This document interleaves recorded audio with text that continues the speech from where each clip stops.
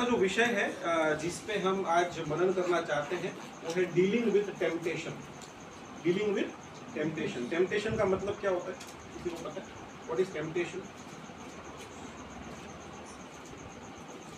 हिंदी में अगर कहा जाए तो सॉरी ओके, प्रलोभन। हिंदी में कहेंगे तो प्रलोभन। लेकिन अगर आप हिंदी बाइबल में टेम्पटेशन शब्द को जब जब पढ़ोगे तो वहाँ पे प्रलोभन नहीं लिखा है, वहाँ पे परीक्षा लिखा है, परीक्षा। लेकिन गुजराती बाइबल में आप पढ़ोगे तो वहाँ पे परीक्षण लिखा है। और उर्दू में एक बहुत सुंदर शब्द है आजमाइश। आजमाइश। तो टेम्पटेशन का मतलब होता है आजमाइश या तो फिर प्रलोभन। टेम्पटेशन जो है, प्रलोभन है, वो हम सब के जीवन का एक हिस्सा है।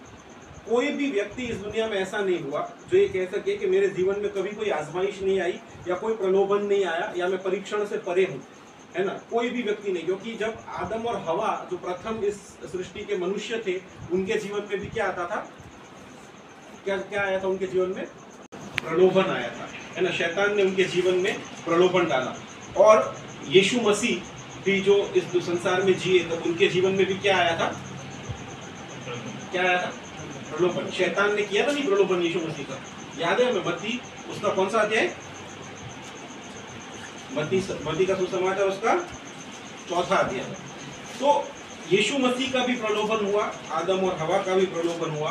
तो पहले आदम और दूसरे आदम दोनों प्रलोभन से होकर गुजर चुके हैं। तो हम कोई अलग नहीं है और हमारे जीवन में भी प्रलोभन आते हैं। तो ये प्रलोभन हमारे जीवन में कौन लाता है? कौन लाता है? शैतान। शैतान आदम और हवा के पास प्रलोभन कौन लेकर आया था? उनकी आजमाइश करने कौन गया था?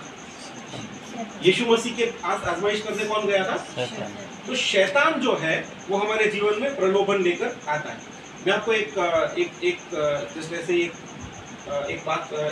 वाकया सुनाना चाहता हूँ। एक बार एक कपल था, वो कपल ने एक घर बनाया, पति पत्नी ने, और वो घर बनाने की वजह से उनकी फाइनेंशियल कंडीशन थोड़ी सी कमजोर हो गई।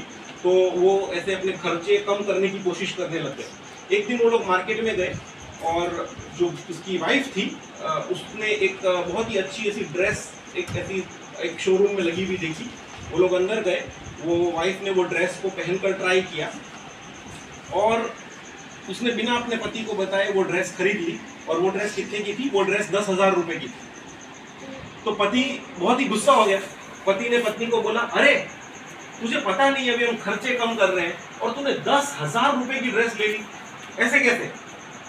पत्नी ने बोला कि जब मैंने ये ड्रेस बाहर से देखी तब से ही मुझे बहुत अच्छी लगी। फिर मुझे लगा कि एक बार मैं क्यों ना पहन के देखूंगी उस पर कैसी लगती है। और मैंने पहन के देखा और जब मुझे पहन के देखा तो मुझे और भी अच्छी लगी और फिर मुझे मन किया कि मैं खरीद लूं। पति ने बोला, अरे तुझे समझना चाहिए था कि ये तुझे ऐसा नहीं करना चाहिए था। पत्नी ने बोला कि मैं अपने आप को रोक ही नहीं पाई। ऐसा लगा मानो शैतान मेरे कानों में आके कह रहा हो कि इस ड्रेस को खरीद ले, इस ड्रेस को खरीद ले। तो वो क्रिश्चियन कपल था। पति ने उसे बोला, अरे तो तुझे नहीं पता अगर शैतान हमारा प्रलोभन करे तो क्या करना चाहिए? उसे कहना चाहिए था तुम्हें कि हे शैतान मेरे पीछे जा। पत्नी बोली, मैंने बिल्कुल शैतान से ऐसा ही कहा कि हे शैतान मेरे पीछे जा, लेकिन शैतान पीछे से बोला, ये ड्रेस पीछे से भी बहुत सुंदर लगी। शैतान इस तरह हमारे जीवन में प्रलोभन, परीक्षण और टेम्पटेशंस लेकर आता है। टेम्पटेशन हमारे जीवन का एक भाग है। तो क्या ये जो प्रलोभन है ये इतना स्ट्रॉन्ग है, इतना पावरफुल है कि हम इसका कुछ नहीं कर सकते?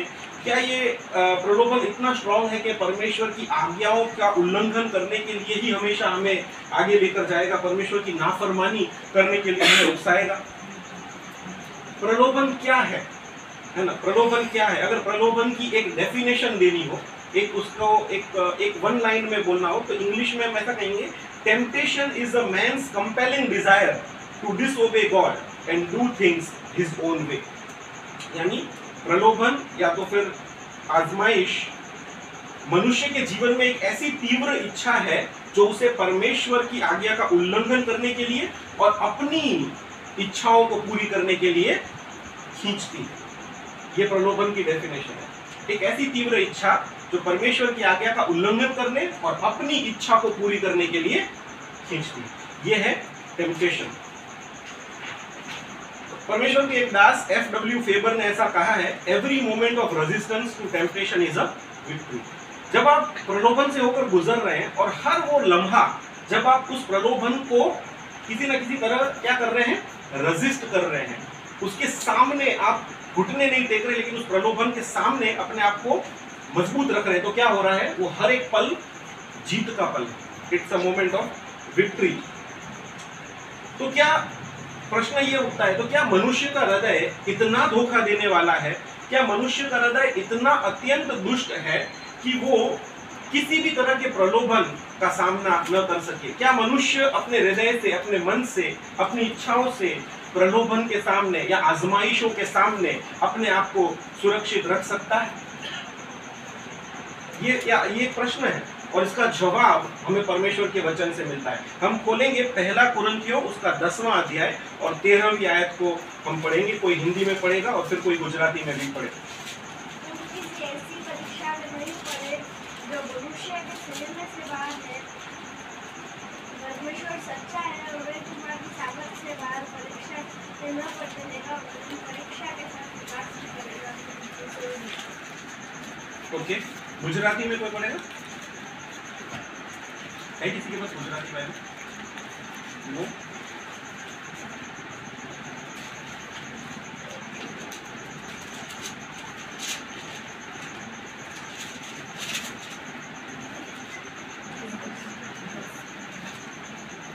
मैं पढ़ देता हूँ गुजराती में। पहला कुरिन्थियों 10 और 13 गुजराती में ऐसे लिखा है, मानस सहन न करी शके एवं कई परीक्षण तमने थयुं नथी, वળી ईश्वर विश्वासु छे, ते शक्ति उपरांत परीक्षण तमारा पर आववा देशे नहीं, पण तमे ते सहन करी शको माटे परीक्षण साथे छुटकानो मार्ग पण राखशे। मैंने गुजराती में इसलिए पढ़ा क्योंकि आप ये बात ऑब्जर्व कर सको कि टेम्पटेशन को हिंदी में परीक्षा कहा गया है, लेकिन गुजराती में क्या कहा गया है, परीक्षण। मुझे ऐसा लगता है कि परीक्षा सही अनुवाद नहीं है परीक्षा, टेम्पटेशन का। परीक्षा का मतलब होता है टेस्ट, है ना, टेस्ट को हम परीक्षा बोलते हैं, लेकिन टेम्पटेशन को परीक्षण बोलते हैं। ये दो अलग चीज़ है और बाइबल हमें बताती, बाइबल के द्वारा, परमेश्वर के वचन के द्वारा हम जानते हैं कि टेम्पटेशन यानी कि प्रलोभन को, उससे लड़ने का, उससे पार उतरने का भी एक मार्ग परमेश्वर ने रखा है। इस मार्ग के बारे में आज हम जानना चाहते हैं। आइए हम आगे बढ़े, उससे पहले प्रार्थना करें और इस वचन को, पहला कुरिन्थियों 10वां अध्याय और 13वें पद को हम समझने के लिए परमेश्वर से सहायता मांगेंगे। प्रभु हम आपका धन्यवाद करते हैं इस समय के लिए, आपने हमें समय दिया है, आपके वचनों पर मनन करने के लिए प्रभु आपने हमें मौका दिया है, हम आपका धन्यवाद करते हैं। प्रभु आज जितने लोग यहाँ पर उपस्थित हैं सभी के लिए आपका धन्यवाद करते हैं। आपकी इच्छा और योजना के अंतर्गत प्रभु आप इन्हें यहाँ लेकर आए हैं और प्रभु जो आपका वचन प्रभु आज आप हम हमारे साथ प्रभु जी बांटना चाहते हैं, उस वचन को हम आपके पास लेकर आते हैं। हाँ प्रभु, ये वचन आपका है, आप प्रभु जी बात कीजिए, व्यवहार कीजिए प्रभु।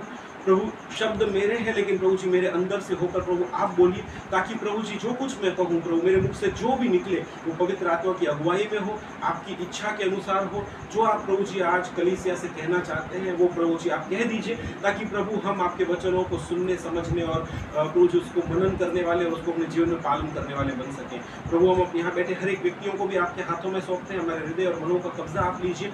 जब प्रभु जी वचन कहे जा रहे हैं तो शैतान किसी भी रीति से प्रभु हमारा ध्यान भटकाने के लिए या हमें किसी अन्य बातों पे प्रभु जी मनन करने के लिए प्रभु जी हमें न खींचे, हमें मजबूर न करे, लेकिन प्रभु हम आपके आत्मा के सामर्थ्य से आपके वचन की ओर अपना ध्यान केंद्रित करके उसे सीखने वाले बने। आज प्रभु जो भी बीज बोए जाएंगे प्रभु, ये बीज प्रभु आने वाले दिनों में कई गुना फल लाने वाले बने, ऐसा आप होने दीजिए। इस समय को हम आपके हाथों में सौंपते हैं, प्रभु यीशु मसीह के नाम से मांगते हैं। आज जो हमने वचन पढ़ा, पहला कुरिन्थियों 10वां अध्याय 13वीं आयत, ये बहुत ही पावरफुल वचन है, बहुत ही सामर्थ्य से भरा हुआ ये वचन है। यहाँ पे कई सारे प्रॉमिस दिए गए, कई सारे वायदे दिए गए हैं। सबसे पहले परमेश्वर का वचन ये कहता है कि ऐसा कोई भी परीक्षण नहीं है, ऐसा कोई भी प्रलोभन नहीं है जिसे मनुष्य सहन न कर सके, है ना। तो सबसे पहले अभी इस बात समझने की बात, शैतान पावरफुल है, लेकिन वो इतना भी पावरफुल नहीं है कि वो आपकी इच्छा के विरुद्ध जाकर आपको प्रलोभन में गिरा दे।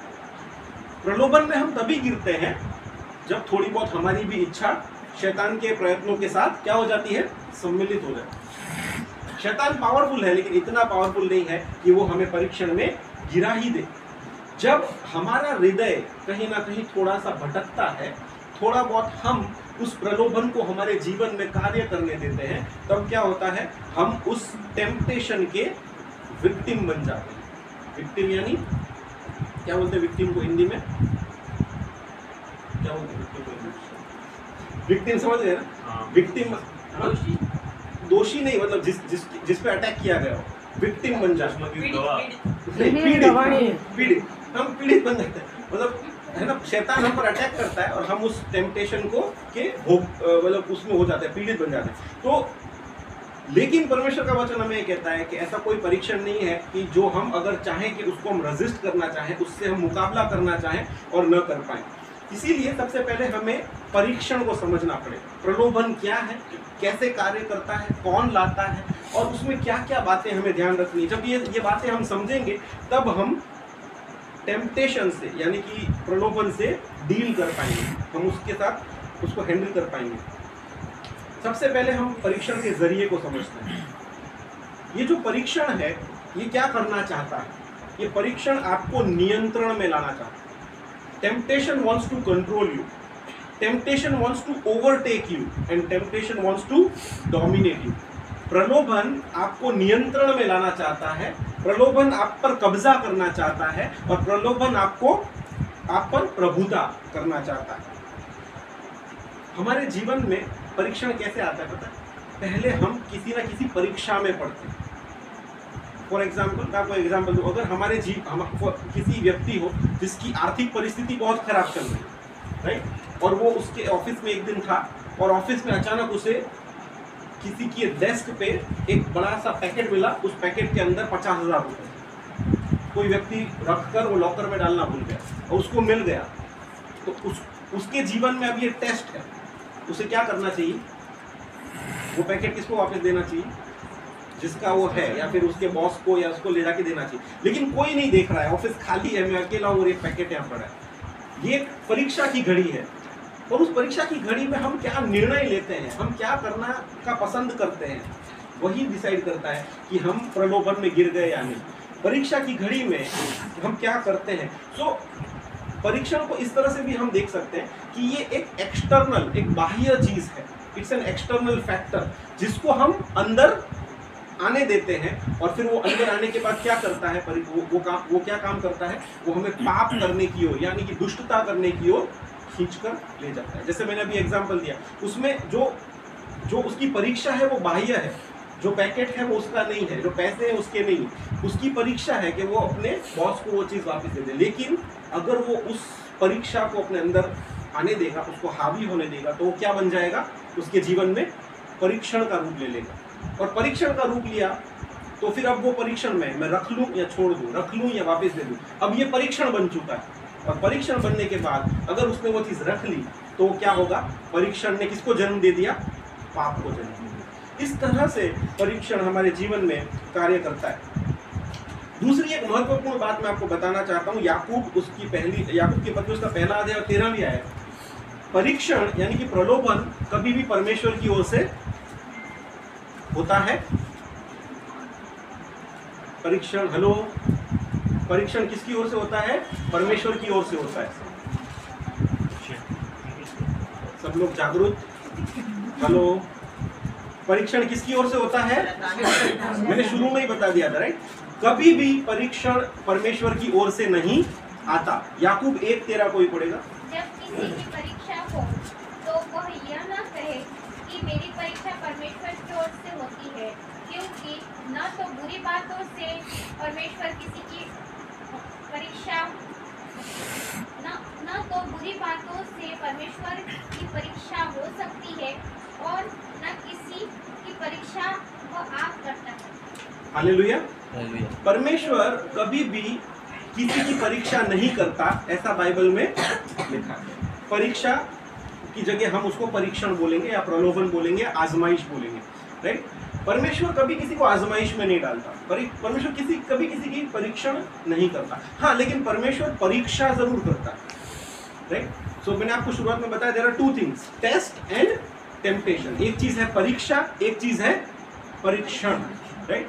तो जब अब्राहम को परमेश्वर ने बोला कि जाके अपने बेटे को मोरिया पर्वत पर लेकर जा और उसे मेरे लिए बलि चढ़ा, तो वो क्या था, परीक्षा थी या परीक्षण था? परीक्षा। आप समझ पा रहे हो डिफरेंस परीक्षा और परीक्षण के बीच?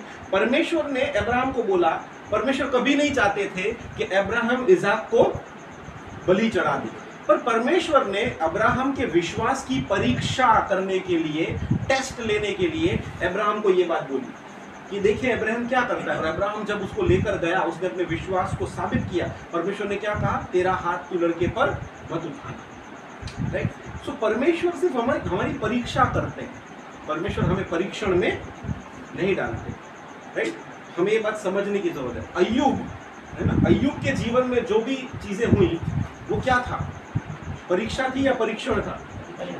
वो परमेश्वर की परीक्षा थी कि अगर अय्यूब के जीवन में दुख आएगा तो क्या वो परमेश्वर के लिए धर्मी और परमेश्वर के लिए सच्चा और न्यायी रहेगा? That is a test, that is not a temptation. आदम और हवा के साथ जो शैतान ने किया वो परीक्षण। तो आप जब भी बाइबल पढ़ोगे आप देखोगे कि परीक्षण जहां जहां हुआ है वो किसने किया है, और परीक्षा जब जब हुई है तो किसने की है? तो जब अगर आप हिंदी बाइबल के अभ्यास कर, आप हिंदी बाइबल पढ़ने की आदत रखते हैं, इस विषय में टेम्पटेशन की जब बात आती है तो परीक्षा को आप परीक्षण या प्रलोभन या आजमाइश के तौर पे देखें। और हमें ये बात याद रखने की जरूरत है कि परमेश्वर कभी भी किसी की परीक्षण नहीं करते। याकूब उसका पहला अध्याय उसकी 2 से 4 आयत भी हम पढ़ेंगे। ये मेरे भाइयों, जब तुम नाना प्रकार की परीक्षाओं में पढ़ो तो इसको पूरे आनंद की बात समझो। यस, ये जानकर कि तुम्हारे विश्वास के परखे जाने से धीरज उत्पन्न होता है। यस। और धीरज को अपना पूरा काम करने दो कि तुम पूरे और सिद्ध हो जाओ Yes. और तुम में किसी बात की घटी न रहे। जब तुम नाना प्रकार की परीक्षाओं में पढ़ो तो इसे पूरे आनंद की बात समझो। अभी हमने गाना गाया, विश्वास परखा जाएगा, है ना। तो विश्वास हमारा परखा जा सकता है, परमेश्वर हमारे विश्वास की परख कर सकता है। तो अगर हम इस तरह की कभी हम परीक्षणों में पढ़े या परीक्षा में पढ़े, ये दोनों चीजें हमारे विश्वास को परखती हैं। लेकिन तब हमें क्या करना है, हमें इसे पूरे आनंद की बात समझना, क्योंकि हमारे विश्वास के परखे जाने से क्या उत्पन्न होता है, धीरज उत्पन्न होता है। और धीरज क्या करता है, अपना काम जब उसको हम पूरा करने देते हैं तो धीरज क्या करता है, क्या लिखा है 4th आयत में, और धीरज को अपना पूरा काम करने दो कि तुम पूरे और सिद्ध हो जाओ। हमें सिद्ध बना देता है, हमें कंप्लीट एंड परफेक्ट बनाता है। तो हमें ये बात समझनी है कि टेम्पटेशंस जो हैं वो शैतान की तरफ से आते हैं। पहला पतरस उसका 5वां अध्याय और 10वीं आयत भी हम पढ़ेंगे।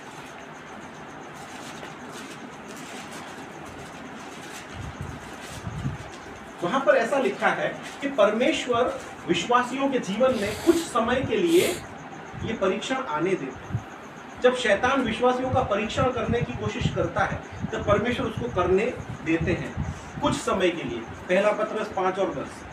अब परमेश्वर जो सारे अनुग्रह का दाता है, जिनसे तुम्हें मसीह ने अपनी अनंत महिमा के लिए बुलाया, तुम्हारे थोड़े देर तक दुख उठाने के बाद आप ही तुम्हें सिद्ध और स्थिर, तुम्हारे थोड़े देर तक दुख उठाने के बाद आप ही तुम्हें सिद्ध और स्थिर और बलवंत करेगा।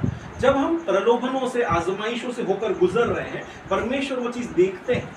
लेकिन क्या लिखा है, तुम्हारे थोड़े से दुख उठाने के बाद एक सीमा है, एक लिमिट है कि जहां तक हम प्रलोभनों या टेम्पटेशंस का सामना कर सकते हैं या परमेश्वर हमें करने देते हैं। उसके बाद क्या होता है, परमेश्वर हमें सिद्ध कर देता है, राइट। तो हमें ये बात जाननी है कि परमेश्वर हमारी परीक्षण नहीं करते। मैंने आपको पहले भी बताया कि जो प्रलोभन है ये एक अंदरूनी जंग है ना। हमारे अंदर एक जंग होती है और उसके बाह्य परिणाम आते हैं। जो बाह्य हमारी परिस्थिति, उसको जब हम अंदर आने देते हैं, हमारे भीतरी मनुष्यत्व में, आत्मा में, जब हम बाहरी हमारे सर्कमस्टेंसेस को, हमारी बाहरी परिस्थिति को अंदर आने देते हैं, तब ये जंग शुरू होती है और वो एक परीक्षण में बदल जाती है और परीक्षण हमें पाप करने की तरफ खींचता है। याकूब उसका पहला अध्याय और 14 और 15वीं आयत, जहाँ पे कैसे ये कार्य होता है। मैंने अभी आपको जो पूरी प्रोसेस बताई वो प्रोसेस याकूब ने लिखी है, पहला अध्याय 14 और 15 में। परंतु प्रत्येक व्यक्ति अपनी ही अभिलाषा से खींचकर हाँ, अपनी अभिलाषा से। अभी मैंने आपको एक एग्जांपल दिया था ना, वो जिसको अगर वो पैसे मिले अगर कहीं पड़े हुए, तो उसकी अभिलाषा क्या होगी कि मैं ये पैसे रख लूं।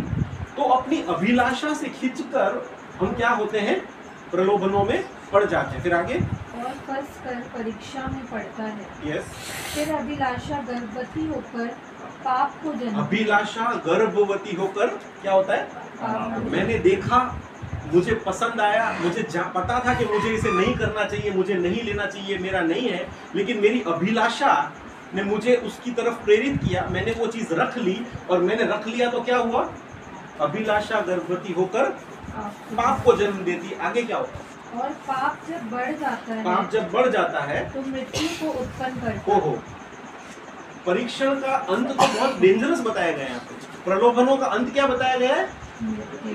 मृत्यु को उत्पन्न करता है। आगे, ओके, हाँ, मृत्यु को उत्पन्न करता है वहां तक। मतलब एक प्रोसेस यहाँ पर बताई गई है ना। मनुष्य अपनी ही अभिलाषाओं से खींचकर कहाँ पड़ता है, प्रलोभनों में।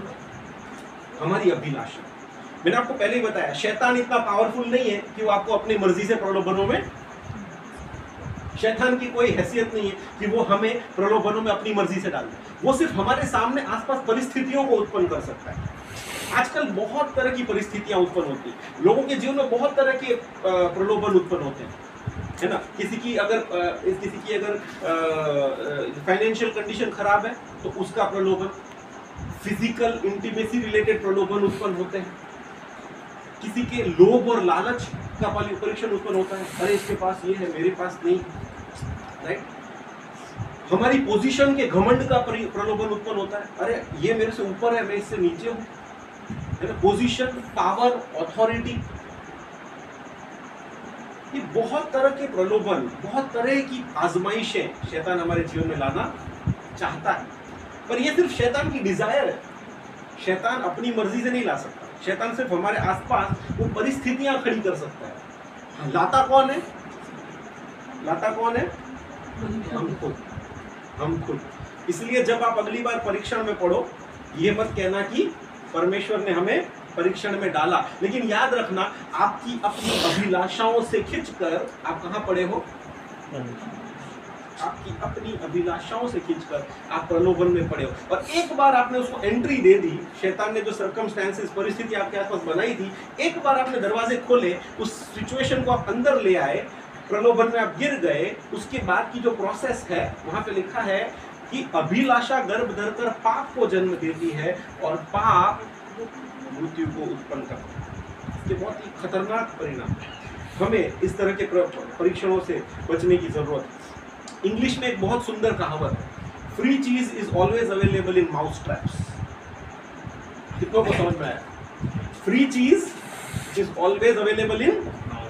आपने कभी देखा है चूहे को पकड़ने के लिए क्या करते हैं, उसका एक पिंजरा होता है और उसके ऊपर क्या रख देते हैं, चीज का टुकड़ा या फिर रोटी का टुकड़ा। क्या होता है, जैसे ही वो चूहे को देख के लगता है अरे चीज पड़ा है, फ्री का है, चलो जाके मैं खा लूं, वो प्रलोभन में पड़ जाता है, अंदर चला जाता है। जैसे अंदर गया और उसने उसको छुआ और क्या हुआ, सेम प्रलोभन का है। हमारे जीवन में इसी तरह से प्रलोभन आते हैं। लेकिन एक चीज और हमें समझने की जरूरत है, इस तरह के प्रलोभन परमेश्वर हमारे जीवन में इसलिए आने देते हैं कि हम क्या हो जाएं, आत्मिक रीति से और ज्यादा परिपक्व हो जाएं, सिद्ध हो जाएं। अभी हमने पढ़ा कि जब हम क्या होते हैं, जब इन परीक्षाओं से पार उतरते हैं तब क्या हो जाते हैं, हम सिद्ध होते जाते हैं।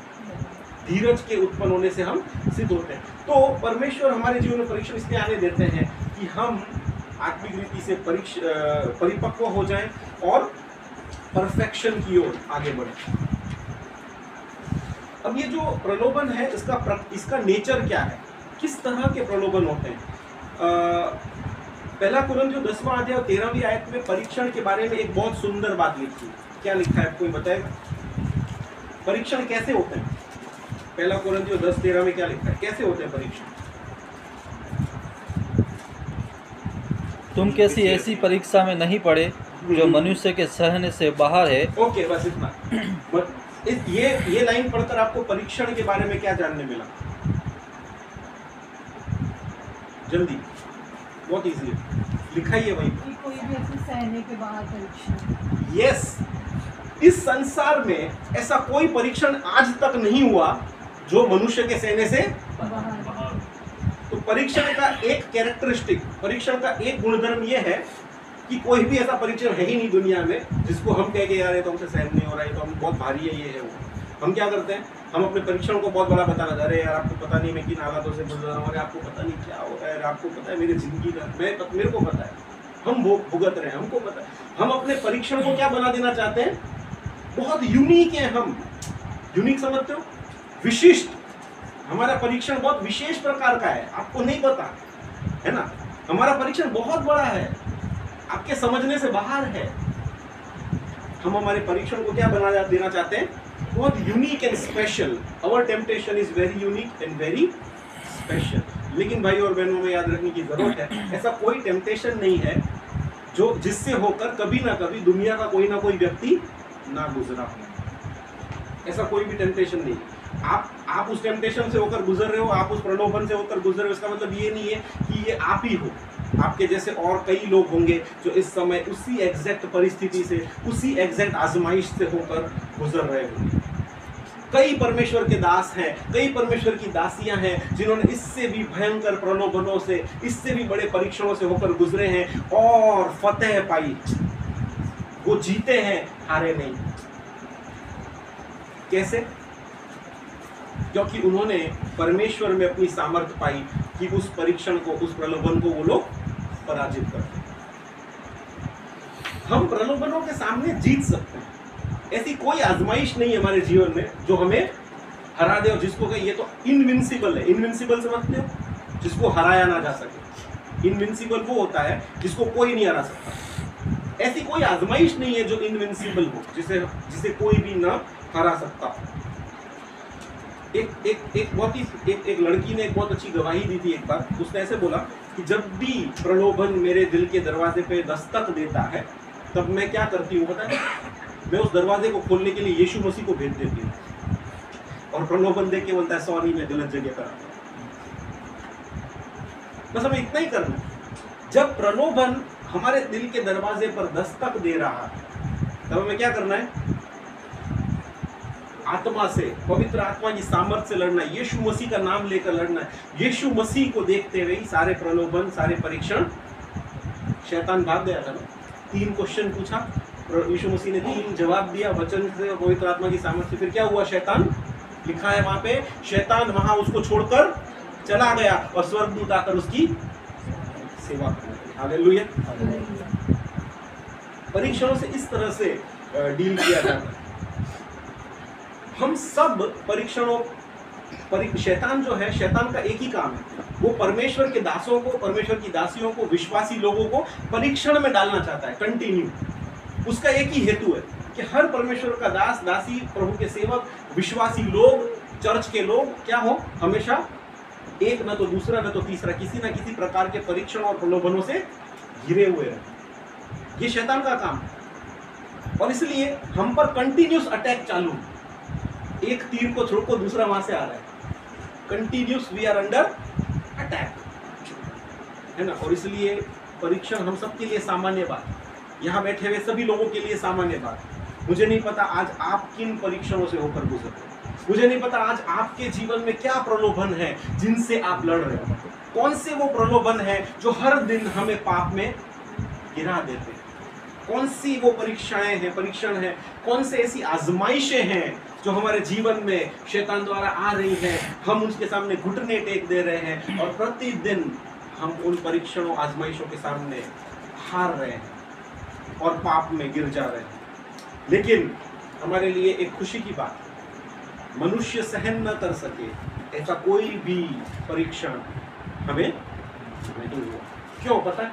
क्योंकि यीशु मसीह ने खुद आकर ये चीज को टेस्ट करके देख लिया। यीशु मसीह खुद इन प्रलोभनों से होकर गुजरे।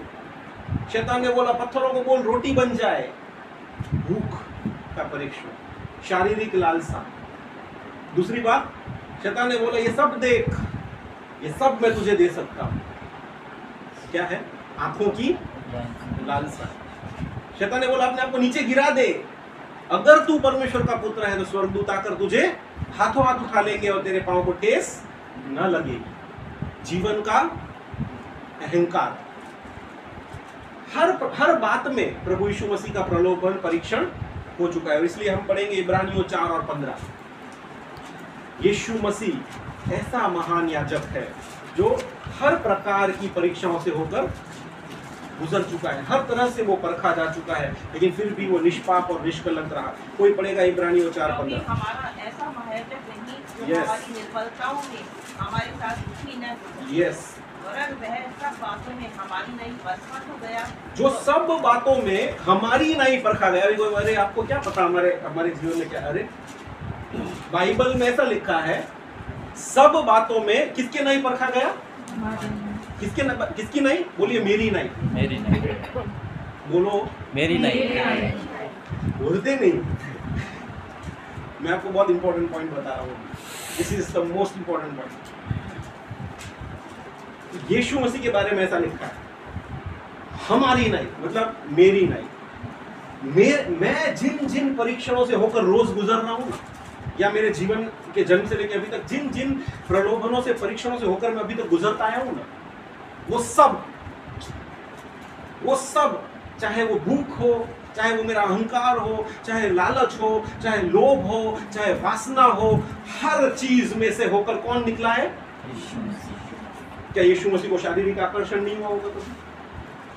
तो इंसान थे, बाइबल में लिखा हुआ, लेकिन उन्होंने अपने आप को क्या किया? निष्पाप और निष्कलंक रखा। उन परीक्षणों पर उन्होंने जीत पाई। क्या लिखा है आगे? तो भी निष्पाप निकला, तो भी निष्पाप निकला। इसलिए okay, yet he did not sin. Yes, हमें एक बहुत परफेक्ट एग्जाम्पल दे रखा है बाइबल में कि कैसे हम प्रलोभनों पर विजय पाए, और वो एग्जाम्पल खुद यीशु मसीह है। और बहुत ही अच्छा लगता है मुझे वो वर्ड, हमारी नाई। हमारी नाई, कोई बहाना नहीं बना पाएगा। हम में से कोई भी एक्सक्यूज नहीं दे सकता, अरे आपको मेरी क्या पता, अरे यीशु मसीह को पता है। आप ऐसे कोई भी परीक्षण से होकर नहीं गुजर रहे जिससे यीशु मसीह होकर ना गुजरे। और इसीलिए यीशु मसीह जानते हैं कि परीक्षण क्या चीज है और उससे हमें कैसे बाहर आना है।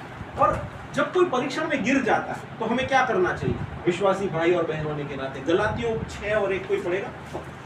जब कोई परीक्षण में गिर जाता है तो क्या करना चाहिए हमें? हे भाई, यदि कोई मनुष्य किसी अपराध में पकड़ा भी जाए तो तुम जो आत्मिक हो नम्रता के साथ ऐसे को संभालो और अपनी भी चौकसी रखो कि तुम भी परीक्षा में ना पड़ो। हाँ, जब कोई परीक्षण में गिर जाता है और हम देखते हैं कि इसने देखा तो पाप कर दिया, हम क्या करते हैं?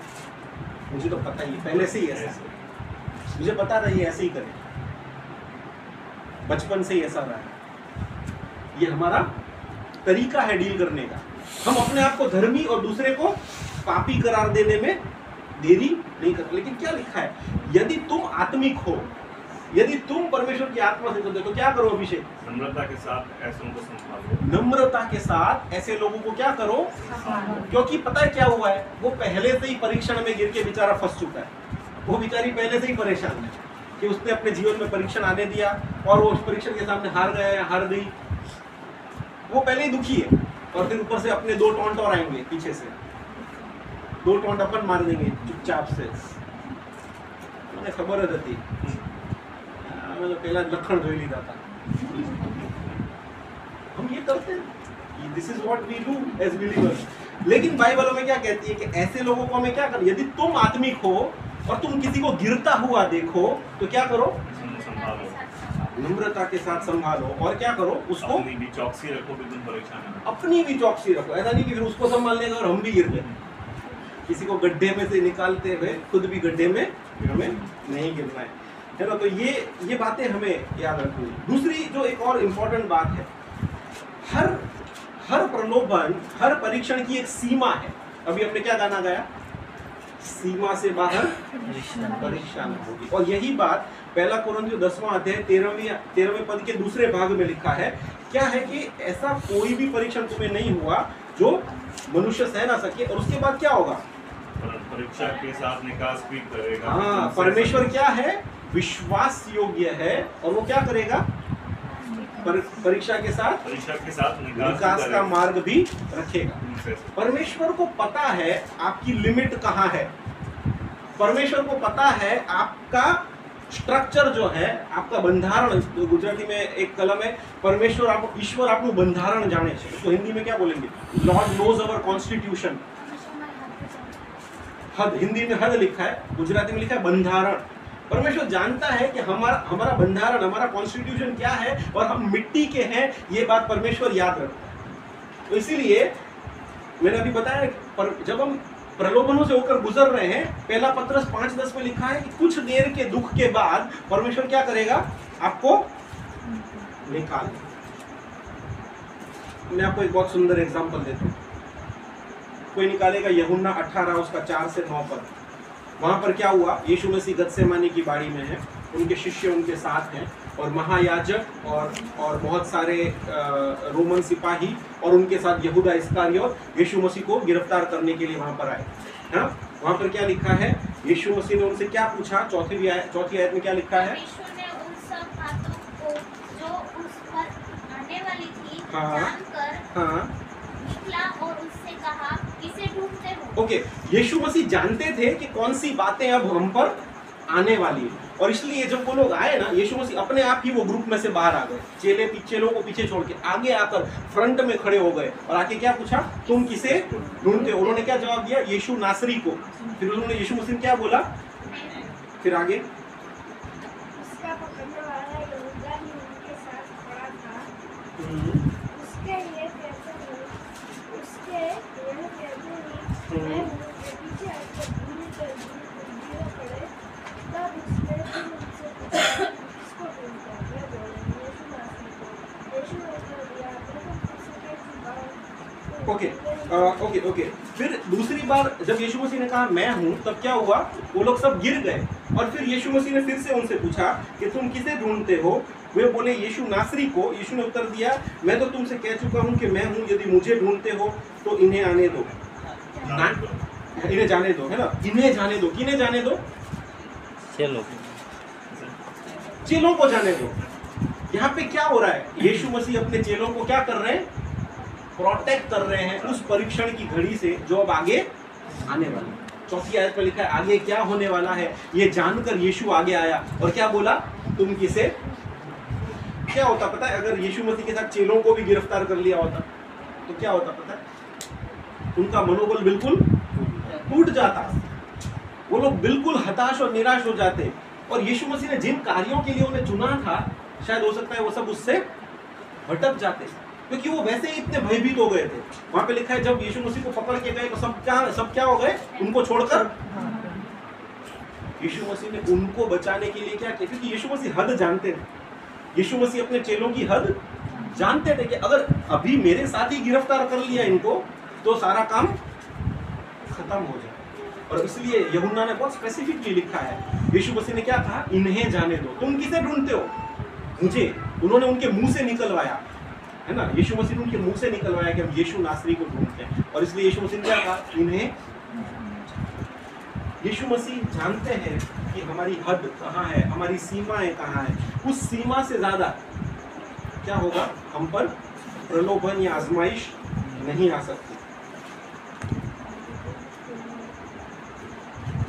परमेश्वर ने हमसे एक वायदा किया है, पहला कोरिन्थियों 10वां अध्याय और 13वीं आयत, एक वायदा किया है। वो क्या है वो वायदा, परमेश्वर विश्वास योग्य है, वो हमारी क्षमता से ज्यादा हम पर प्रलोभन और आजमाइश आने न देगा, वरन निकास का एक मार्ग भी रखेगा। ये परमेश्वर की विश्वास योग्य है। जब हम इस आयत को पढ़ते हैं, परमेश्वर के बारे में हम दो चीजें सीखते हैं। क्या सीखते हैं, एक परमेश्वर का गुणधर्म कि परमेश्वर क्या है, विश्वास योग्य परमेश्वर। वो हमारी निर्बलताओं में, हमारे आजमाइशों में, हमारी परीक्षाओं में हमें अकेला छोड़। आपको क्या लगता है जब अय्यूब के ऊपर ये परीक्षण आई, अय्यूब के ऊपर आजमाइश आई, अय्यूब के बेटा बेटी सब मर गए, अय्यूब के सारे जो जितनी भी संपत्ति थी सब नाश हो गई और अय्यूब टाट ओढ़कर राख में बैठा और अपने जन्म के दिन को कोसने लगा, तब क्या परमेश्वर उसके साथ नहीं थे? क्या परमेश्वर ने उसे छोड़ दिया? नहीं, परमेश्वर तब भी उसके साथ। और परमेश्वर जानते थे कि अय्यूब का लिमिट कहाँ है, और इसलिए उतनी परीक्षण अय्यूब पर आने दी। हमारी लिमिट भी परमेश्वर जानते हैं, उससे ज़्यादा लिमिट परमेश्वर हमारे ऊपर आने नहीं देंगे। अगर शैतान का बस चले ना तो हमें 1 मिनट में क्या कर दे, 1 मिनट में नाश कर दे, है ना। हम पढ़ेंगे लूका 22 और 31, वहाँ पे क्या लिखा है। पतरस को नाश करना चाहा शैतान ने, परमेश्वर ने, प्रभु यीशु मसीह ने पतरस से कहा, शमौन शमौन शैतान तुझे नाश कर। पढ़ो क्या लिखा है 22-31। शमौन हे शमौन, देख शैतान ने तुम लोगों को बांध लिया है कि गेहूं के समान फटके। जोर से पढ़ना, क्या लिखा है। शमौन हे शमौन, हाँ। देख शैतान ने तुम लोगों को बांध लिया है हाँ। कि गेहूं के समान फटके। शैतान ने तुम लोगों को मांग लिया। शैतान का बस चले तो हमें 1 सेकंड में डिस्ट्रॉय कर दे। शैतान को परमेश्वर को बताना पड़ा। परमेश्वर ने शैतान को एक वार्निंग दी कि तू अय्यूब तेरे हाथ में है, लेकिन तू उसके किसको न छूना, उसके प्राण को हाथ न लगाना। शैतान का बस चलता ना तो अय्यूब को मार देता। शैतान घात करने के लिए बैठा है, एक गर्जना करने वाले सिंह के समान। पर परमेश्वर कभी भी हमारी क्षमता से बढ़कर हम पर प्रलोभन आने नहीं देते। हमारी जो प्रलोभन हो रहे हैं वो हमारी आत्मिक उन्नति के लिए भी हो रहे हैं, और इसलिए परमेश्वर जानते हैं कि हमारी आत्मिक उन्नति के लिए हमें कितने एक्सटेंट तक उन टेम्पटेशन से होकर गुजरना है कि हम क्या हो सकें, परिपक्व हो सकें और सिद्ध हो सकें। और जैसे हमने कहा कि परमेश्वर क्या करेगा, निकास के लिए एक मार्ग भी रखेगा।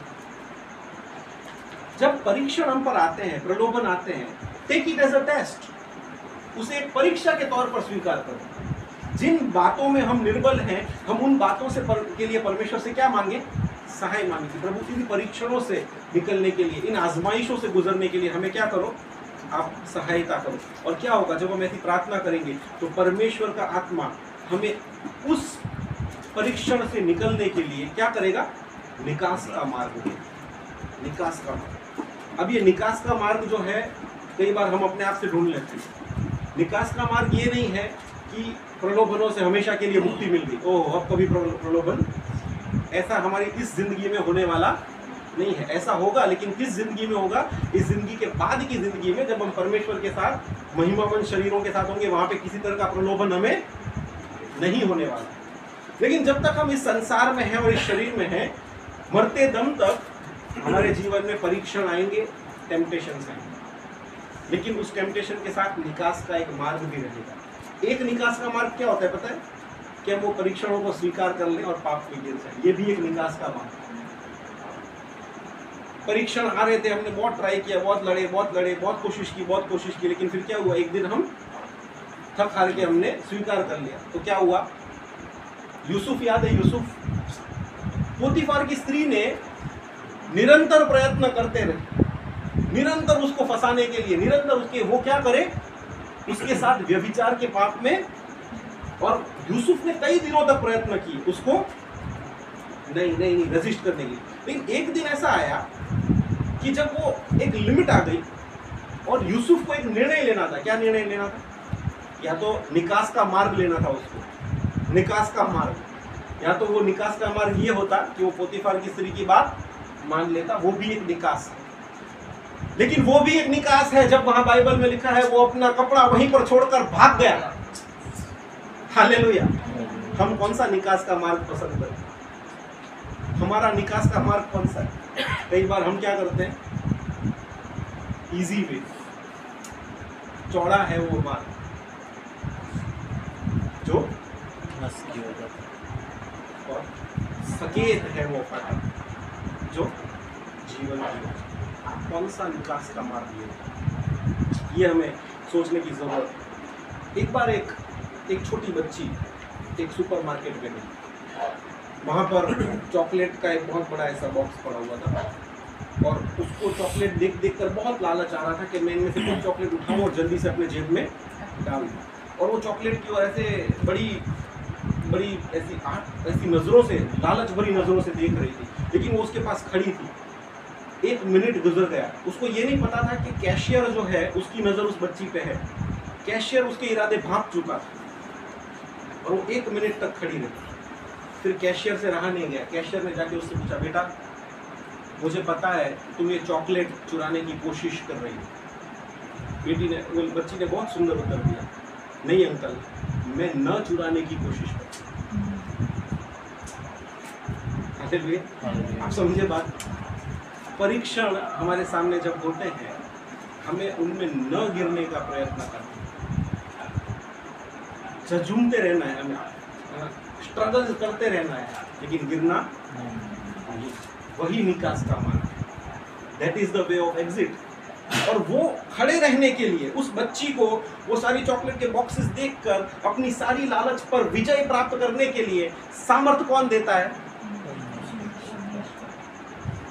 आपके सामने हजारों परीक्षण हो सकते हैं, उन परीक्षणों में गिरना बहुत आसान है। आप ऐसे देखोगे कोई नहीं देख रहा, लेकिन परमेश्वर ने देखा है। लेकिन अगर आप उसके सामने डटे रहना चाहते हैं तो क्या होगा? निकास का मार्ग आपको कौन देगा? उन प्रलोभनों से निकल आने के लिए बिना गिरे यूसुफ को पोतीफार के घर से भाग जाने के लिए निकास का मार्ग परमेश्वर ने दिया, तब वो भाग पाए। हमें भी उस तरह के निकास के मार्ग को ढूंढना है। तो कैसे हम इन परीक्षणों से डील कर सकते हैं?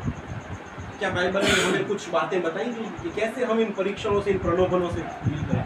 सबसे पहली बात मैं आपको बताऊं क्या करना है। मैं आपको टोटल 6 बातें बताऊंगा कि परीक्षणों से कैसे डील कर सकते हैं। सबसे पहली बात, सी द बिगर पिक्चर। बड़ी बात को देखो। बड़ी बात को देखने का मतलब क्या है पता है? अपने आप से एक प्रश्न करो, अपने आप से एक प्रश्न करो, क्या ये मेरे फायदे का सौदा है? Is it worth it? आप समझते हो इज वर्थ इट का मतलब? क्या मैं जो करने जा रहा हूँ या जा रही हूँ, इज इट वर्थ इट? करना मेरे लिए फायदे का है क्या? है ना? अगर मैं ये करूं और उसका अंत मृत्यु है, जैसे कि अभी हमने पढ़ा कि क्या होता है, अभिलाषा गर्भ धरते पाप को जन्म देती है और पाप मृत्यु को उत्पन्न करती है। तो मैं ये जो परीक्षण है इसमें मैं गिर जाऊं और उसके बदले में मृत्यु पाऊं, क्या ये फायदे का सौदा? Is it beneficial for me? क्या मेरे लिए लाभदायी है? आप अपने आप से प्रश्न पूछ सकते हैं। हमेशा बड़ी पिक्चर को देखिए, छोटे लाभ को नहीं। हो सकता है उस परीक्षण से आपको एक छोटा लाभ हो जाए, हो सकता है आपको उस ऑफिस में मिले हुए पैसों से 1 महीना 2 महीना आपका घर चल जाएगा, लेकिन आपने चोरी की है ये बात आपको जिंदगी भर याद रहेगी। उस परीक्षण में आप हार गए ये बात आपको याद रहेगी, और वो पाप ने मृत्यु को उत्पन्न कर दिया। कितना लाभ हुआ आपको? 2 महीना। हम कई बार हमारे टैक्सेस नहीं भरते हैं, इनकम टैक्स में चोरी कर लेते हैं। क्यों? हम सोचते हैं कि अरे यार थोड़ा पैसा बचे। हम कई बार दशांश नहीं देते हैं। प्रभु ने बोला 10% दे दो अपनी कमाई का। हम सोचते हैं अरे यार 10%, 10%, मेरी इनकम 30 लाख हो तो 10% कितना हुआ? 3 लाख। कितना फायदा होगा आपको? कुछ 1-8 लाख या कुछ 10-20 हजार रुपए बचा। बड़ी पिक्चर ये है कि स्वर्ग में आपके नाम के अगेंस्ट वो पाप नोट कर दिया गया। See the bigger picture, is it worth it? क्या मेरे लिए ये लाभदायी है? दूसरी बात, be alert and flee from temptation. जागरूक रहो, सचेत रहो, और परीक्षणों से, प्रलोभनों से क्या करो? आराम से चल के निकलने को नहीं बोला है। बाइबल में हमेशा क्या लिखा है? 1 कुरिन्थियों 5वां अध्याय और 8वीं आयत हम सब जानते हैं। शैतान एक गर्जना करना, सावधान रहो क्योंकि તમારો વેરી શૈતાન ગર્જના કરના સીની પેઠે કોઈ મળી જાય તેને ફાડી ખાવાને શોધતો ફરે છે। सचेत रहो, तुम्हारा बैरी शैतान एक गर्जना करने वाले सिंह के समान, कोई मिले उसे फाड़ खाने के लिए तैयार बैठा है। और इसलिए हमें सचेत रहना है। पहली बात हमें बाइबल में क्या बताई गई है? Be alert. दूसरी बात, जागते रहो। 1 कुरिन्थियों 10 और 14 में लिखा है फ्ली फ्रॉम आइडोलेट्री। मूर्ति पूजा से बचे रहो। इंग्लिश में लिखा है फ्ली, हिंदी में लिखा है बचे रहो। फ्ली का मतलब क्या होता है पता है? भाग जाओ, छोड़ छाड़ के भाग जाओ। भाई इंग्लिश के ना शब्द बहुत सुंदर होते हैं। कई बार ना हिंदी और गुजराती में ट्रांसलेशन हो ना चीजें यहाँ हो जाती है। अगर आपको इंग्लिश थोड़ी बहुत भी समझ पड़ती हो, मैं आपको हिंदी करूँगा, आप इंग्लिश भी पढ़ा करो। फ्ली, जैसे यूसुफ भाग गया था ना पोतीफर की स्त्री के पास से, भाग गया था छोड़ के सब कुछ, अपना वो कपड़ा भी छोड़ के भाग गया, वैसे लिखा है फ्ली। ऐसे नहीं बोला कि धीमे धीमे ऐसे आराम से पैदल चल के जाओ। फ्ली फ्रॉम आइडोलेट्री, मूर्ति पूजा से भाग जाओ। पहला कुरिन्थियों 6 और 18, हम सारे रेफरेंस अभी नहीं पढ़ रहे लेकिन आप लिख लीजिए। Flee from sexual immorality, flee from sexual, शारीरिक वासना से या शारीरिक भ्रष्टता से, भ्रष्टाचार से, सॉरी व्यभिचार से क्या करो, भाग जाओ। हिंदी बाइबल पढ़ने वाले बचे रहो को काट के भाग जाओ लेते, बचे रहो नहीं, सिर्फ बचना नहीं है, भाग जाना। Flee from the desires of youth, पहला तीमोथी 2 अध्याय 22 क्या लिखा है, जवानी ना विषय होती नासी जा, गुजराती में बहुत सुंदर, नासी जा, नासी जा का मतलब समझते हैं, छोड़ छाड़ के भाग जाना। जवानी के विषयों से, जवानों के लिए खास बाइबल में स्पष्ट आदेश लिखा है। हम जवान क्या करते हैं, जवानी के विषयों के पास जाते हैं, हम ढूंढ के जाते हैं। अरे मेरे को तो जवानी के सिर्फ 11 विषय पता है, 10-12 और होंगे। हम ढूंढ के जाते हैं, बाइबल में लिखा है जो है उनसे भी भाग जा। प्रलोभनों से जीतने का, प्रलोभनों को पार पाने का दूसरा तरीका है बी अलर्ट, सचेत रहो और भाग जाओ। तीसरी बात, परमेश्वर के वचन का दिन रात मनन करो। वचन संहिता 119 और 11 कोई अगर तुरंत बोल देगा बहुत मजा आएगा। जो वचन मन में रखो है, હું તારી વિરુદ્ધ પાપ ન કરું માટે મેં તારું વચન મારા હૃદયમાં રાખી મૂક્યું છે। હાલેલુયા। जिसको नहीं याद, आज आप एक ही काम करो, एक हफ्ते में ये वचन बाय हार्ट कर लो। अगर किसी विश्वासी को भजन संहिता 119 और 11 नहीं पता, आपके जीवन में एक बहुत बड़ी कमी है। There is a big gap, big hole in your life। भजन संहिता 119 और 11, मैं तेरे विरुद्ध पाप न करूं इसलिए मैंने तेरी व्यवस्था को अपने हृदय में रख छोड़ा है। हालेलुया। और कोई चीज काम नहीं आएगी, सिर्फ परमेश्वर का वचन काम आएगा।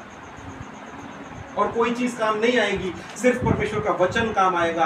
अगर आप परमेश्वर के वचन को नहीं जानते, आप आजमाइशों से कभी भी पार नहीं पा सकते। यीशु मसीह ने आजमाइशों को कैसे हराया? क्या बोला प्रभु ने? लिखा है। क्या बोला?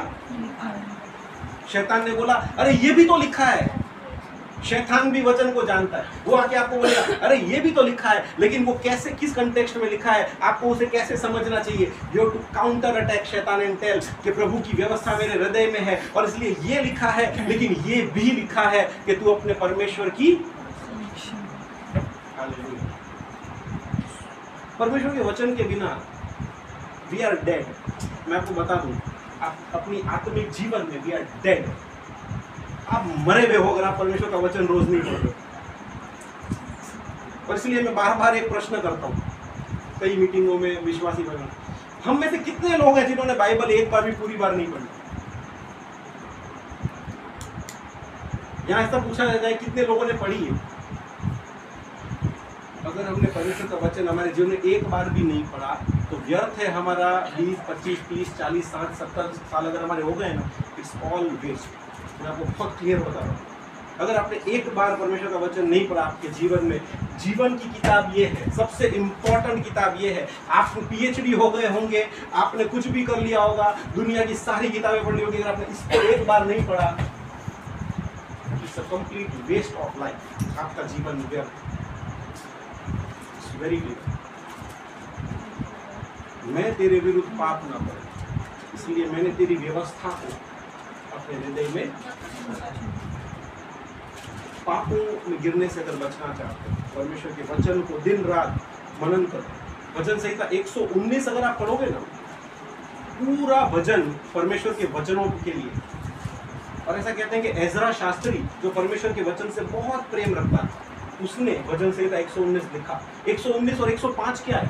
हम बार बार प्रार्थना में या चर्च में ये बात बोली जाती है। भजन संहिता 119, 105 क्या है? तेरा वचन मेरे पाँव के लिए दीपक और मेरी राहों के लिए उजियाला। यस, तेरा वचन मेरे पाँव के लिए दीपक और मेरे मार्ग के लिए उजियाला।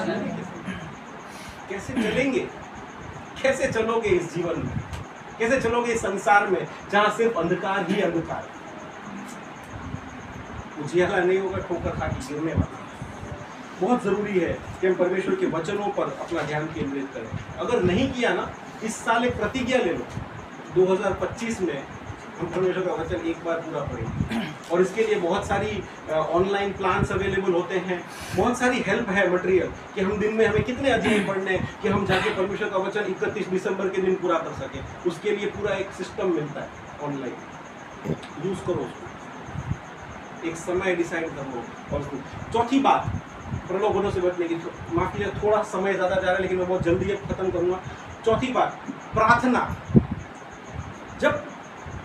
जब यीशु मसीह गेत्सेमानी की बाड़ी में प्रार्थना करने के लिए थे, उन्होंने चेलों से क्या कहा?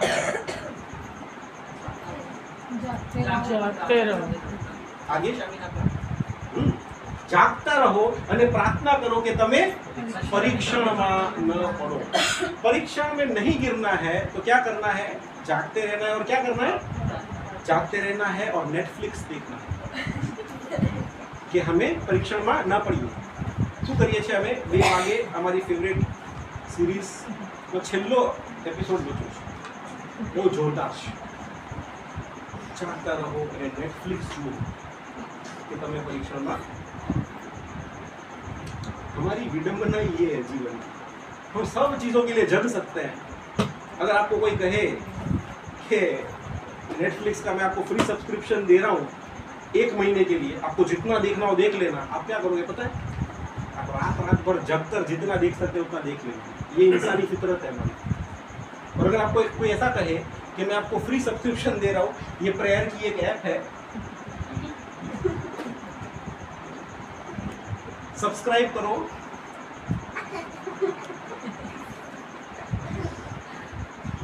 पूरा चर्च सब्सक्राइब कर लेगा, पड़ा पड़ी हो जाएगी। हम रह गए, हम कैसे रहेंगे?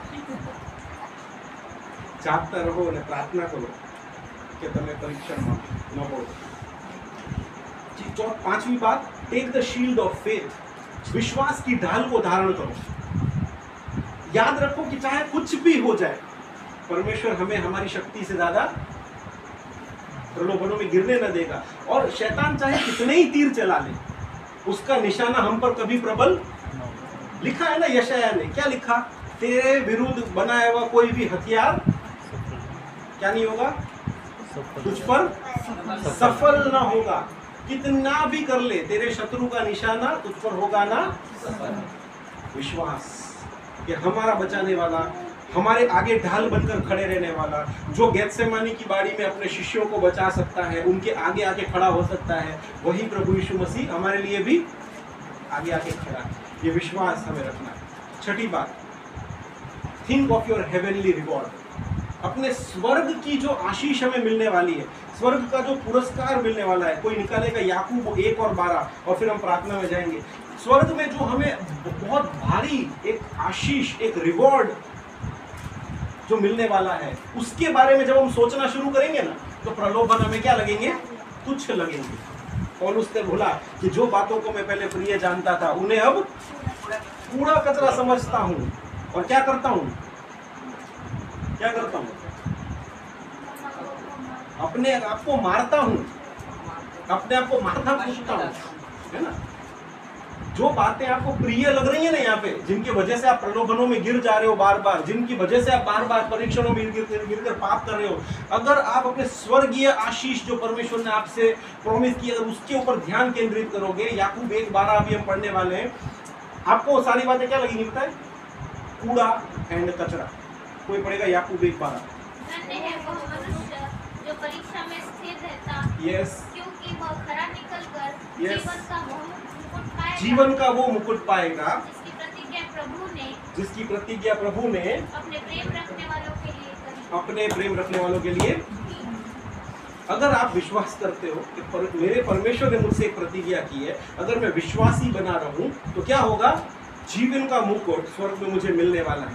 और उसके लिए अगर उसको आप कंपेयर करो अपने आज के प्रलोभनों से, आपको आपके प्रलोभन कूड़ा और कचरा लगेंगे, आपको तुच्छ लगेंगे, आप उन प्रलोभनों में कभी नहीं गिर सकते। हमें ये करने की जरूरत है। और हमेशा याद रखें, 1 कुरिन्थियों 10:13 है, मनुष्य सहन न कर सके ऐसा कोई भी प्रलोभन, ऐसा कोई भी परीक्षण हम पर नहीं हुआ, परंतु परमेश्वर विश्वास योग्य है और वो क्या करेगा? विकास का मार्ग रखेगा। आइए हम अपनी आंखों को बंद करेंगे। प्रभु से कहेंगे, हाँ प्रभु, हम निर्बल लोग हैं प्रभु, आप हमारा बंधारण, हमारा कॉन्स्टिट्यूशन आप जानते हो कि हम कितनी निर्बलताओं से घिरे रहते हैं।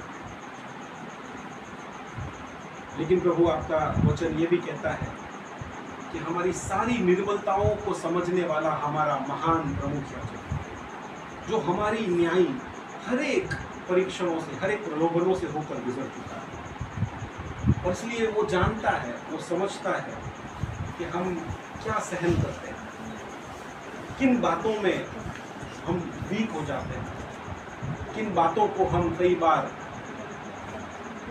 अंदर आने देते हैं, किन अभिलाषाओं में हम पड़ जाते हैं। वो अभिलाषाएं गर्भ धारण कर पाप को जन्म देती हैं, और पाप हमें मृत्यु की ओर ले जा रहा है प्रभु। तब हम क्या करें प्रभु? आज आपके वचन के द्वारा आपने हमसे बात और व्यवहार की, आज आपने हमें बताया है प्रभु कि हमें क्या करना है। तो प्रभु हम आपसे दुआ करते हैं, आप तो विश्वास योग्य परमेश्वर, आप ही प्रभु हमारे निकास के लिए मार्ग बनाइए। हमारी दुआ है प्रभु कि हम प्रलोभनों पर विजय प्राप्त कर सकें, इसके लिए आप हम सबको सामर्थ्य दीजिए।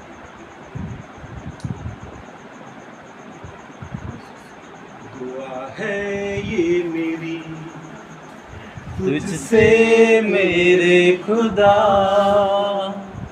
उम्मीदों पर तेरी उतर सकूं मैं खरा। दुआ है ये मेरी तुझसे मेरे खुदा, उम्मीदों पर तेरी उतर सकूं मैं खरा। आज़माइशों से लड़ूं, हारूं ना मैं कभी, खुशबू महके तेरी कुर्बानी ऐसी बनूं। दुआ है ये मेरी, फिर से दुआ है ये मेरी तुझसे मेरे खुदा, उम्मीदों है ये मेरी तुझसे